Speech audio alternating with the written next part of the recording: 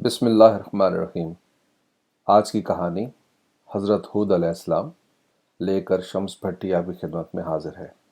یہ کہانی ابن القتیر الدمشقی کی کتاب قصص الانبیاء سے ماخوذ ہے۔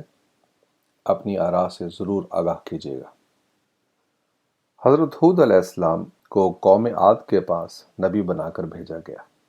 قوم عاد موجودہ سعودی عرب کے علاقوں عمعا اور حضر الموت کے درمیانی علاقے میں آباد تھی۔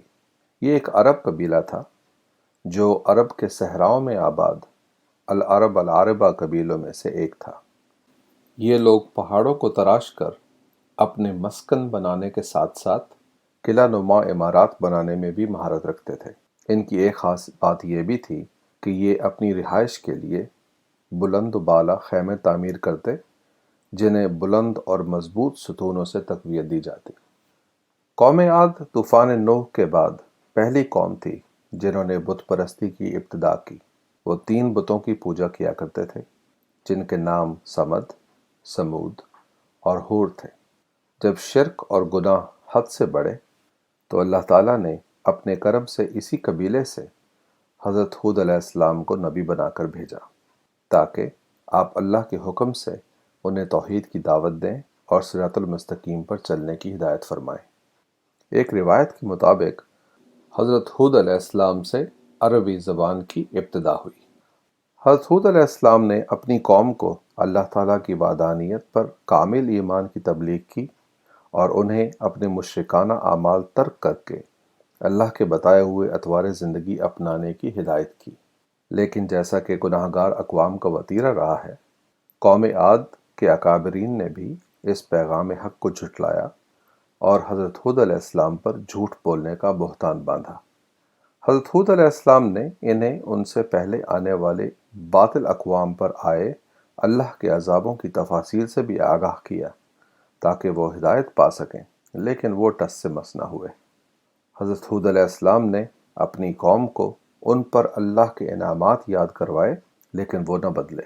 اس پر ہٹ دھرمی یہ کہ انہوں نے حضرت ہود علیہ السلام سے کہا کہ اگر وہ سچے ہیں تو جس عذاب سے انہیں ڈرا رہے ہیں وہ جلد لا کر دکھائیں۔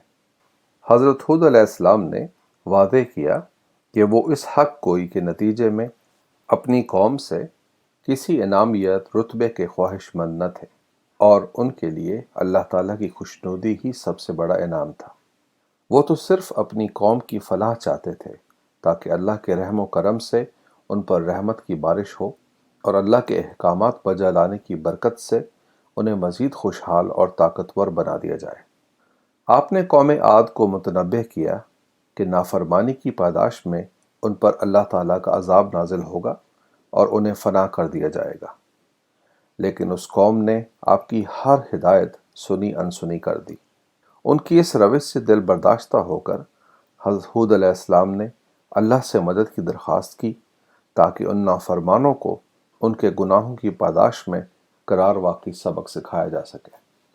قوم عاد جس علاقے میں آباد تھی وہاں کافی عرصے سے بارش نہ ہوئی تھی اور لوگوں کو رحمت کی بارش کا بہت شدت سے انتظار تھا۔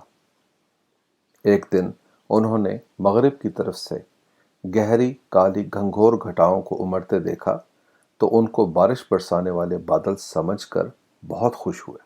یہ طوفان جس تندی و تیزی سے ان کی جانب بڑھ رہا تھا اسے دیکھ کر ان میں سے چند لوگوں کا ماتھا ٹھنکا کہ یہ بجلیاں برساتا اور راہ میں آئی ہر شے کو تہ و بالا کرتا طوفان باعث رحمت نہیں ہو سکتا۔ لیکن حقیقت کے ادراک میں اب بہت دیر ہو چکی تھی۔ ہوا کے بے رحم ریلوں نے انہیں آنن فانن آ لیا۔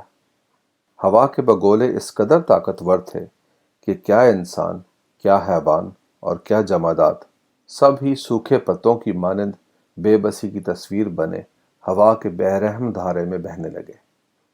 ہوا کے گرداب ان گناہگاروں کو ان کی ہر جائے پناہ سے ایسے اچک لیتے جیسے کھجور کے درخت کو جڑ سے اکھاڑ لیا جائے۔ جب ہوا کے یہ بھنور قوم عاد کے دراز قد باشندوں کو دوبارہ زمین پر پٹکتے تو ایسا لگتا جیسے کھجور کے درختوں کے سوکھے تنے زمین پر بکھیر دیے گئے ہوں۔ یہ طوفان اس قوم پر 7 راتیں اور 8 دن مسلط رہا اور کوئی متنفس نہ بچا۔ اس طرح اللہ کی نافرمان اور مغرور قوم عاد فنا کر دی گئی۔ اے اللہ، اے میرے پروردگار، غلطی کرنا انسان کی فطرت ہے اور رحم کرنا تیری تجلی۔ ہماری غلطیوں اور کوتاہیوں کو معاف فرما دے۔ اے میرے پاک پروردگار، اے میرے رب، ہمیں ہدایت فرما کہ یہ غلطیاں گناہ نہ بن جائیں۔ دنیا کی ہر نعمت تیرے نافرمان کے لیے باعث زحمت بن سکتی ہے۔ ہمیں رحمت اور زحمت کا فرق سمجھنے کی توفیق عطا فرما۔ زندگی میں چھائی گھٹاؤں کو ہمارے لیے رحمت بنا دے، مشکلات کو آسانیوں میں بدل دے۔ ہمیں امتحانوں سے خوش اسلوبی سے نبرد آزما ہونے کی توفیق عطا فرما۔ ہمیں کبھی اپنی ذات، قبیلے یا قوم کے غرور میں مبتلا مت کرنا۔ غرور کے اندھیروں کو ہماری روح کی بصیرت سے دور رکھنا، اور ہمیں شعور عطا فرمانا کہ ہم تیری ذات پر کبھی نہ متزلزل ہونے والے کامل ایمان پر قائم رہیں۔ آمین۔